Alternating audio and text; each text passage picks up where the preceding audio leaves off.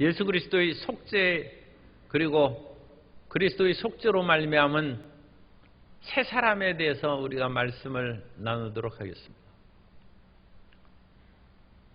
사람이 병원에서 치료를 다 받았는데 이제 퇴원해서 생활해도 된다고 해서 퇴원했는데 몸이 불편하고 아픈 거예요. 그러면 생각할 거 아닙니까? 이거 병을 다 완전히 고쳐준 것인지 덜 고쳐주고 다 치료됐으니까 집에 가서 있으라고 한 것인지 미심적인 생각이 나는 것입니다. 물론 치료가 완벽하게 안 됐는데 그냥 퇴원시킬 수도 있어요. 그러나 선한 의사라면 완전히 치료하고 됐다고 하니까 퇴원을 시킨 거죠. 그러면 퇴원한 이후에 자기가 올바르게 생활했는가 그걸 한번 점검을 해봐야 돼요. 깨끗이 치료가 됐는데 자기 몸에 연약함을 가져오고 질병을 가져오는 그 일을, 그러니까 당뇨병 환자인데 치료함을 받은 후에 너무 또 단 것이 먹고 싶어서 꿀물을 한 잔 그렇게 한 번 마신 것이 아니라 매일 마셨다. 그러면 큰 문제가 생기죠. 콜레스테롤이 수치가 높아가지고 치료를 받고 퇴원을 했는데 오래간만에 삼겹살이나 구워 먹어야 된다. 그래가지고 그걸 엄청나게 먹으면 문제가 생기는 것이죠. 우리 인생이 비탄에 빠진 것은 죄 때문인데 그 죄를 예수님께서 다 속량을 해주시고 정결하게 해주셨습니다. 그런데도 불구하고 우리가 생활할 때 어려움이 다가올 때 내가 속죄받은 것이 맞나? 내가 온전히 다 이제 죄에서 벗어나서 하나님의 은혜를 입었나? 그렇게 의심할 수도 있지만 그런 의심은 헛된 것이고 우리가 다시 범죄하고 잘못된 길로 들어가서 새 사람이 되지 못했기 때문입니다. 세상에서는 인간의 여러 가지 일에 부족함이 있기 때문에 혹시 다른 사람의 그 모든 것이 부족해서 내가 이 어려움을 여전히 겪고 있지 않는가 생각할 수 있지만 하나님과 우리의 관계에서는 하나님이 불완전하게 우리를 고쳐주시고 속죄하실 까닭이 없기 때문에 우리가 속죄받은 후에 새 생활을 하고 새 사람이 되었는가, 그것이 인생의 승리의 관건이 됩니다. 오늘날 수많은 사람들은 하나님도 없고 소망도 없는 비참한 상태에서 살아가고 있습니다.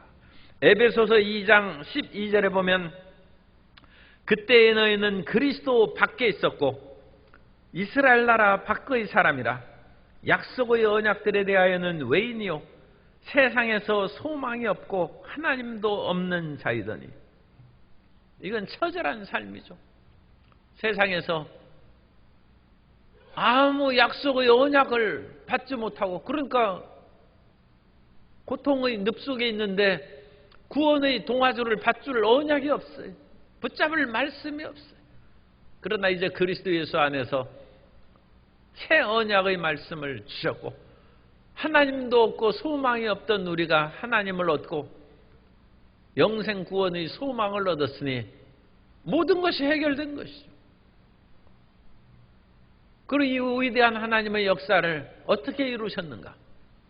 그것이 예수 그리스도 하나님의 어린 양으로 말미암은 속죄입니다. 개선의 길에 자기가 죄를 지면 그 죄를 자기가 직접 담당하는 그것이 형벌입니다. 우리나라의 그 형벌에는 9가지가 있답니다. 그래서 사람에게 생명형이나 신체, 자유, 명예, 재산 이런 것들을 벌을 주어서 뺏는 것인데, 생명을 뺏는 것은 사형입니다. 그리고 자유를 뺏는 것은 징역, 금고, 구료, 그것이 자유를 뺏는 것이고, 재산을 뺏는 것이 벌금, 과료, 몰수, 명예를 뺏는 것이 자격 상실, 자격 정지. 그래서 이와 같이 9가지 형벌이 있대. 그런데 이 9가지 형벌 가운데 좀 약한 것도 있지만 결국 죄의 값은 사망이죠. 로마서 6장 23절에 죄의 싹은 사망이요 하나님의 은사는 그리스도 예수 우리 주 안에 있는 영생이니라. 가벼운 죄는 자기가 직접 형벌을 받지만 인간은 가벼운 죄에 그친 것이 아니라 원죄와 자범죄로 누적되어 있기 때문에 죄의 싹은 죽음밖에 없습니다. 그런데 우리가 죽으면 더 이상 이 세상에서 주님 일을 할 수가 없죠. 그러니까 하나님께서는 구약 시대에 어떤 사람이 모든 것을 다 잃어버렸어요.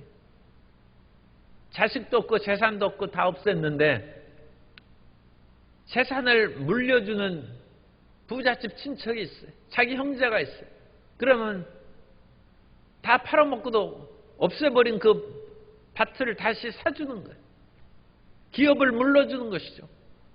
집도 다시 사줘서 이제 올바르게 살아라 하고 집도 사주고 밭도 사주고 그랬어요. 심지어 자식이 대가 끊어졌는데 엘리멜렉이 대가 끊어졌을 때 룻을 통하여 보아스가 자녀를 낳아 후사를 이어줘. 그러므로 말미암아 다윗의 가문이 이루어진 것이 오벳을 낳고 룻이 오벳을 낳고 오벳은 이새를 낳고 이새는 다윗 왕을 낳으니라. 그게 기업을 물려주고 후손을 구속해 준 것입니다. 레위기 25장 25절 이하에 보면 만일 내 형제가 가난하여 그의 기업 중에서 얼마를 팔았으면 그에게 가까운 기업 물을 자가 와서 기업을 물은다는 것이 고엘입니다. 이 구속자라는 뜻입니다. 그의 형제가 판 것을 물을 것이요 만일 그것을 물을 사람이 없고 자기가 부유하게 되어 물을 힘이 있으면 그 판 해를 계수하여 그 남은 값을 산자에게 주고 자기의 소유주로 돌릴 것이니라. 회복될 수 있는 그 길을 성경에서 말씀하십니다. 그래서 이 기업을 물러주는 역사가 있은즉 우리가 죄를 지어도 죄는 세상에서 물러줄 사람이 없죠. 그 죄값을 누가 감당하겠습니까? 그렇기 때문에 하나님께서 우리가 죄를 지었는데 다른 사람이 대신 죽으면 안 되죠. 옛날에는 인신제사가 있었습니다. 그건 그 성경에는 절대 금하고 있지만 이방 세계에서는 하늘이 노했다 하면 사람을 제물로 바치는 거예요. 바다가 노하고 풍랑이 노했으니까 심성이를 붙잡아다가 거기에서 공양미 300석을 주고 인당수에 던전 인신제사죠. 세계 곳곳마다 불로 태워드리거나 그와 같은 인신제사가 있습니다. 그러나 그것은 하나님이 금하시는 것이고 하나님께서는 죄의 값으로 사망을 해야 되는데 누가 사망하느냐? 짐승을 대신 바치라는 거예요. 짐승도 하나님께서 사랑하고 소중히 생각하지만 어찌 사람의 목숨과 비교할 수는 있겠습니까? 그래서 양이나 염소나 소나 가난한 사람은 비둘기로 그리고 더욱 가난해서 비둘기 값조차 낼 사람이 없는 사람에게는 그 가루 한 줌, 곡식가루를 가지고 드리라고 했어요. 피 흘림이 없이는 죄사함이 없는데도 하나님께서는 그와 같이 사람을 용서하시기로 작정하신 거예요. 그 곡식가루를 드려서도 하나님께서 그 가난한 사람은 용서를 해주신다. 이 구속입니다. 그래서 주님께서 이 모든 세상의 죄악을 주님께서 속죄하시는 것이죠. 그리고 죄를 대속할 때 그 죽는 양이나 소, 염소에게 안수를 하는 거예요. 죄인이. 그래서 안수하는 것을 이전에는 죄의 전가라, 죄가 그 사람에게 옮겨가는 것으로 했는데 안수의 의미가 그렇게 하면 너무 편협해집니다. 왜냐하면 화목제물로 하나님 앞에 향기로운 제물을 드릴 때도 안수를 하거든. 그런데 자기 죄를 그 화목제물로 드리면 그 하나님이 받으시겠습니까? 그러니까 이제는 그것을 죄를 전가하는 것보다는 동일시하는 것으로 해석합니다. 그래서 염소에게 안수하면서 염소야 내가 나와 이제 하나가 됐다는 거야. 내가 죽어야 되는데 염소가 죽는 거예요. 그 동일시하는 것입니다. 레위기 1장 4절에 보면 그는 번제물의 머리에 안수할지니 그를 위하여 기쁘게 받으심이 되어 그를 위하여 속죄가 될 것이라. 내가 죽어야 되는데 염소가 죽는 것입니다. 내가 죽어야 되는데 양이 죽는 것입니다. 그러니까 내가 죽어야 되는데 예수님이 돌아가신다. 동일시되는 것입니다. 그래서 구약시대는 양이나 염소 그런 것으로 인하여 속죄를 하셨는데 이 양이나 염소의 속죄는 그림자죠. 그림자라는 것은 실상의 그런 그 반영을 말하는 것입니다. 그러니까 그림자는 진짜인 인물이 오면 그림자가 보니까 누가 오는구나 그걸 봤는데 고개를 들어서 보니까 이제 실물이 나타나는 것이죠. 양이나 염소의 그림자로서 하나님께서 속죄의 모형으로 보여주시고 용서를 했는데 이제 실물인 예수 그리스도 하나님의 어린 양이 오셔서 우리를 위하여 죽으셨다는 것입니다. 그러므로 양이나 염소로 말미암아 죄를 용서하신 하나님께서 진짜 실물인 예수님께서 오셔서 우리를 속죄했는데 그것에 부족함이 있겠느냐? 오늘 읽은 말씀에도 그 염소와 황소의 피와 및 암송아지 죄를 부정한 자에게 뿌려 그 육체를 정결하게 하여 거룩하게 하거든 하물며 영원하신 성령으로 말미암아 흠없는 자기를 하나님께 드린 그리스도의 피가 어찌 너희 양심을 죽은 행실에서 깨끗하게 하고 살아계신 하나님을 섬기게 하지 못하겠느냐. 양이나 염소도 구약시대에 용서함을 받고 사람이 새 사람이 되어 살았는데 하물며 영원하신 성령으로 말미암아 예수님께서 십자가에 달리시고 모든 사역을 행한 것은 성령으로 말미암아 행하신 성삼위일체 하나님의 공동 사역입니다. 그래서 우리를 구속하셨다는 것입니다. 우리 한 사람 한 사람이 예수님의 보혈로 씻음받고 십자가의 은혜를 받는 것은 하나님의 위대한 계획이요 하나님의 경륜이 완성인 것입니다. 그래서 우리가 구원받았는데 예수님을 믿고 삶의 비탄과 고통에 빠지는 것으로 인하여 속죄가 잘못됐나, 내가 덜 치료받았나, 그런 생각은 전혀 잘못된 것이고 또 그런 것으로 인하여 계속 죄를 짓고 반복하면 그리스도의 십자가의 대속을 오히려 잘못 행하는 것이고 심하게 의하면 십자가를 모독하는 것이다. 그러므로 예수님의 구속은 완벽한데 그러면 무엇이 문제가 되는가? 그것은 예수님의 구속을 받은 후에 계속 회개만 하고 다니는, 계속 자기 죄를 짓고 그것을 용서함을 받고 또 죄를 짓고 또 용서함을 받고 하는 자기 자신의 잘못된 죄의 반복으로 말미암아 삶의 비탄과 고통에서 벗어나지 못한다는 것입니다. 예수님의 십자가의 대속의 은혜는 단 한 번에 이루신 완벽한 은혜인 줄로 믿습니다. 그것을 우리는 굳게 믿고 히브리서 10장 10절 이하의 말씀입니다. 이 뜻을 따라 예수 그리스도의 몸을 단번에 들이심으로 말미암아 우리가 거룩함을 얻었노라.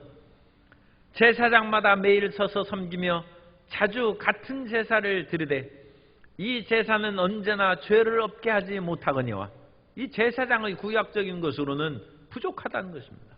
오직 그리스도는 죄를 위하여 한 영원한 제사를 드리시고 하나님 우편에 앉으사.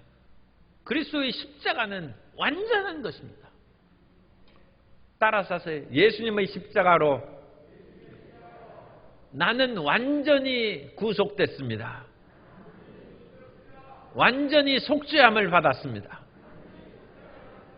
우리는 완전히 속죄함을 받은 것입니다. 그러므로 세상의 죄나 마귀가 다시 우리를 유혹하거나 틈탈 이유가 전혀 없는 것입니다. 그러므로 우리는 이 완벽한 예수 그리스도의 대속의 은혜를 굳게 믿어야 됩니다. 그래서 이 마음에 예수님의 속량함을 굳게 믿고 그 다음에는 예수님의 청산하신 그 모든 그것을 받아들여서 회개하고 올바르게 살아가는. 우리가 레위기 말씀을 몇 번 그와 같이 공부하고 말씀을 나눴습니다만 레위기는 1장부터 27장까지 되어 있어요. 그런데 1장부터 16장까지는 아까 1장 번제물에 안수하고 하는 것처럼 속죄에 대해서 말씀합니다. 1장부터 16장까지는 속죄에 대한 것입니다. 그리고 16장에는 대속죄일에 대해서 말씀하신 거예요. 그래서 짐승을 잡아서 속죄하는 그것이라 할지라도 부족함이 있기 때문에 1년에 한 번은 대제사장이 속죄의 피를 가지고 지성소까지 들어가서 속죄를 함으로 그 모든 속죄가 완벽하게 이루어지는 것을 가르쳐주는 것이 레위기 1장부터 16장까지의 속죄, 번제에 대한 제물에 대한 얘기입니다. 그 다음에 17장부터 27장까지는 이 속죄함을 받아 거룩함을 받은 백성이 거룩함을 유지하는 것입니다. 매일 제사만 드리는 것이 아니라 이미 속죄함을 받았으면 거룩함을 유지하라는 것입니다. 그 유지하는 것은 하나님의 말씀을 지킴으로써 죄에 빠지지 말고 또 중요한 것이 이웃을 사랑함으로써 죄에 빠짐하지 말라. 그래서 우리가 하나님을 사랑하고 이웃을 사랑하는 것이 그 중요한 우리 두 계명으로 얘기하는 그 말씀을 우리가 기억하지 않습니까? 그것은 이웃 사랑하는 것은 우리가 다시 범죄하지 않게 합니다. 우리는 하나님에 대해서 죄를 범하고 또 이웃에 대해서 죄를 범하는 것입니다. 그리고 이웃을 사랑하면 죄를 범하지 않고 따라서 우리가 다시 세상으로 돌아가지 않는 것입니다. 그래서 레위기 17장부터 27장까지는 거룩함을 유지하는 것입니다. 우리가 거룩함을 어떻게 얻느냐, 짐승을 잡아서 피를 흘리는 1장부터 16까지 속죄도 중요하지만 그 다음에 그것을 유지하는 것이 중요합니다. 최소한 하루는 죄를 안 지어야 회개 기도를 안 하죠. 그런데 회개 기도하고 나가자마자 죄를 지으면 우리끼리 하는 얘기로 그 사람이 제대로 된 사람이겠습니까? 그 사람값 하겠습니까?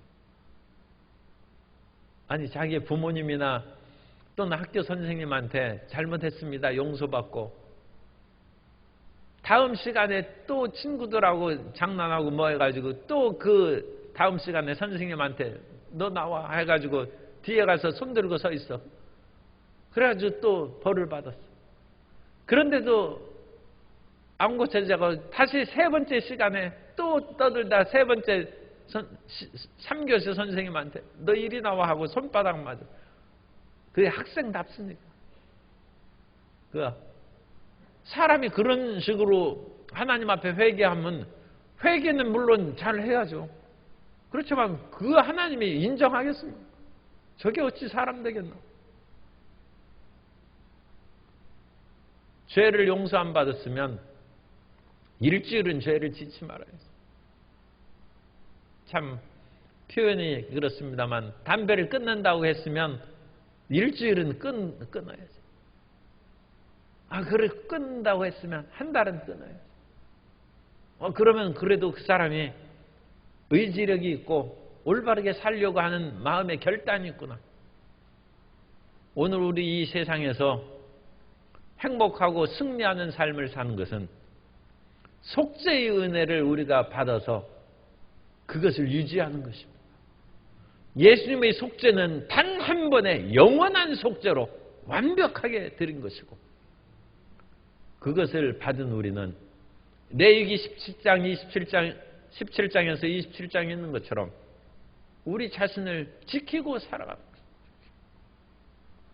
그렇게 살아갈 때 우리는 속죄의 은혜로 새 사람이 되는 것이고 영원히 행복한 삶을 살아가게 될 줄로 믿습니다. 우리가 속죄함을 받음으로 얻는 그 축복은 말할 수 없습니다. 예수님께서 우리 죄를 사하시고 우리를 정결하게 하심으로 하나님도 없고 소망도 없던 우리가 하나님이 우리 마음 가운데 아바 아버지로 모셔드리게 되고 소망이 생겼어요. 그래서 하나님에 대해서 우리는 정말로 이제 행복한 삶을 살게 하시는 그 길이 열린 것입니다. 히브리서 10장 19절 이하에 보면 그러므로 형제들아 우리가 예수의 피를 힘입어, 이 속죄죠.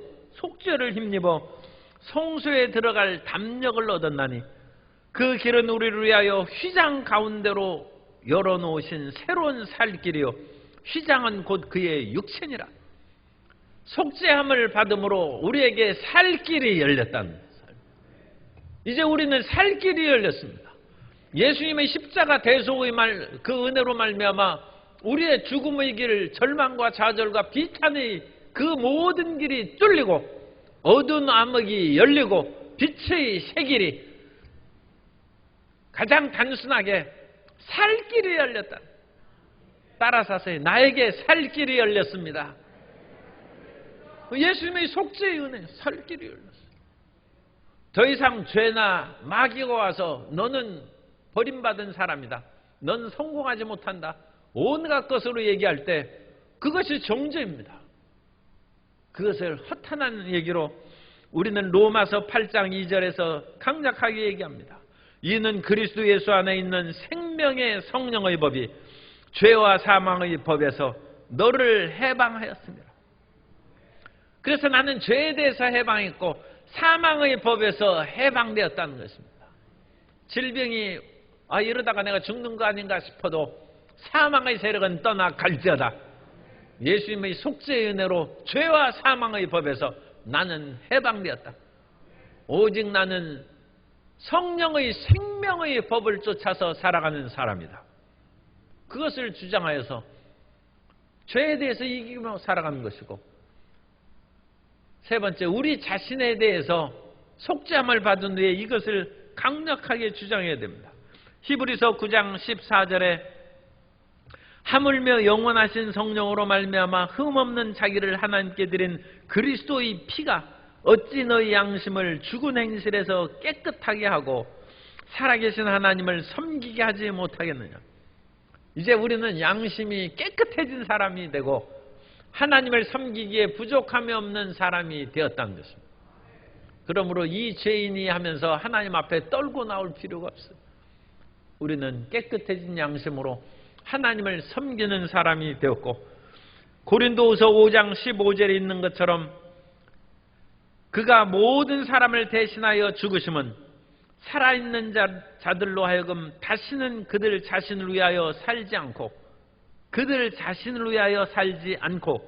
오직 그들을 대신하여 죽었다가 다시 살아나신 이를 위하여 살게 하려 함이라.